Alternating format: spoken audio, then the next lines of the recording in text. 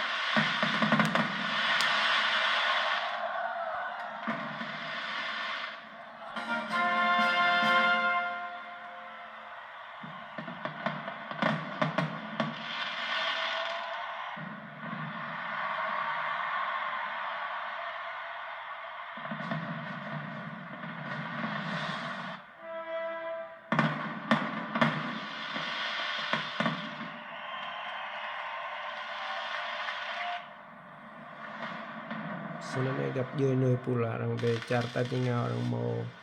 luan rap mah prak rang jing cực lay drone thân phang rau cực lay gúc an cực lay hấp ác cực lay giặc xem cực lay đập nang cực lay tinh cỡ là đập ngư đưa riết cả một lay ác centimet non ray lăng nằm đồ video ram đung rút là mình buộc cực lay giặc xem rồi từ lẹ mà từ sự lay phen lúc ai dạ được đường đạo đi làm rôm là từ toa làm xa dình tết để gà được cô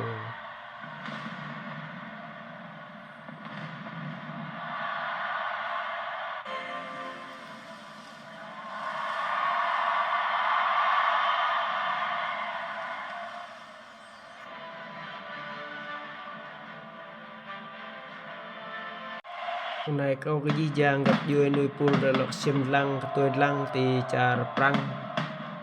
thì nó thủ đô như màu tháp thì trà prang rồi drone thuần phang rau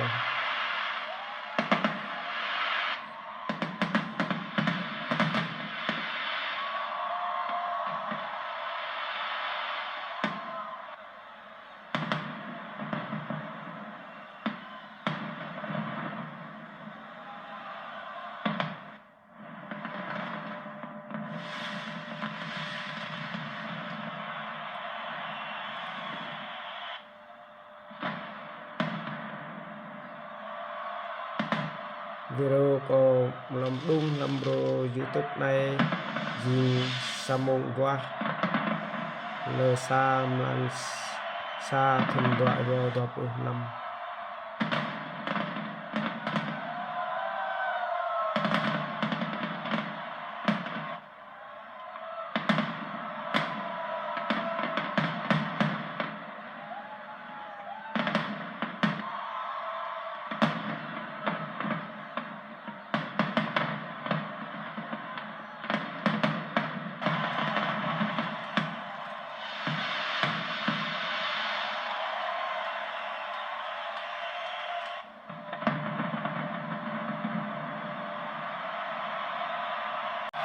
này thì Charmy New York thành phố New York này có cái gì chàng gặp người nơi tôi gọi là xiêm lăng thân đoại vào đoạ pro năm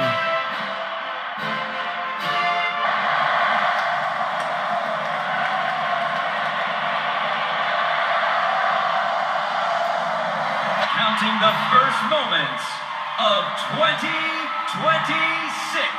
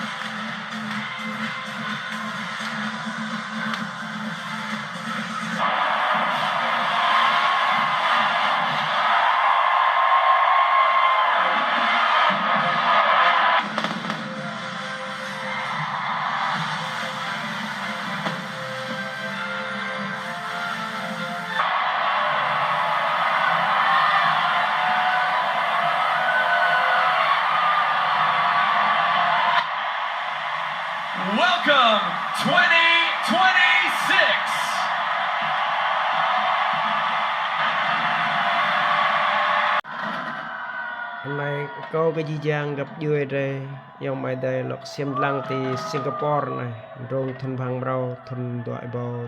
20 năm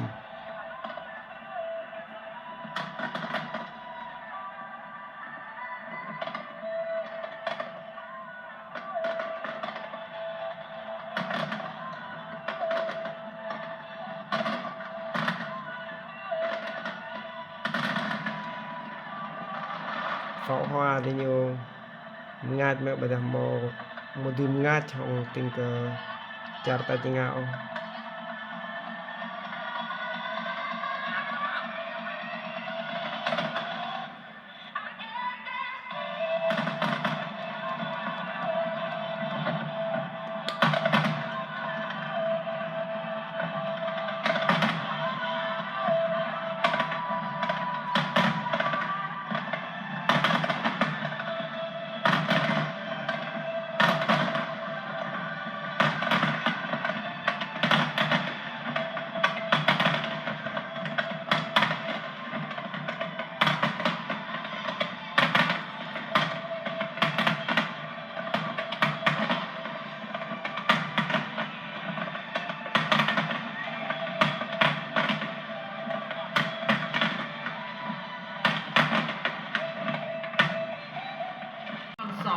để chứng kiến màn pháo hoa chào đón năm mới được quan tâm nhất thế giới. Không chỉ tại Australia, hàng trăm triệu người dân trên thế giới cũng theo dõi màn pháo hoa này. Này pháo hoa thì Australia họ chỉ chẳng gặp nhiều người cùng rồi.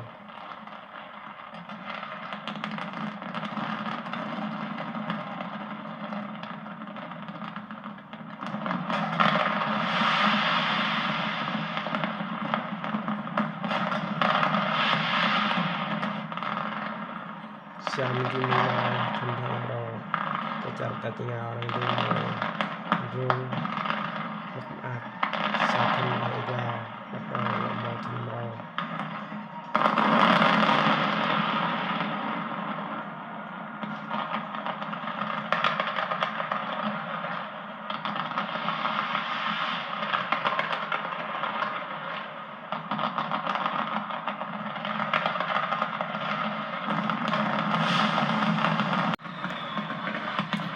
Từ Đài Loan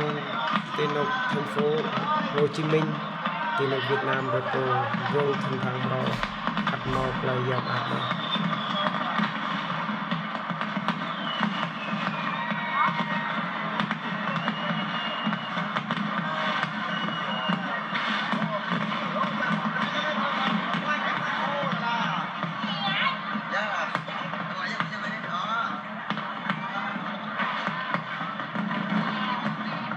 màn hình này mà chặt lạ mình có gặp nhiều người cô yang mai đây và đây là mình chào các thân thang mau từ X xiêm làm về kênh này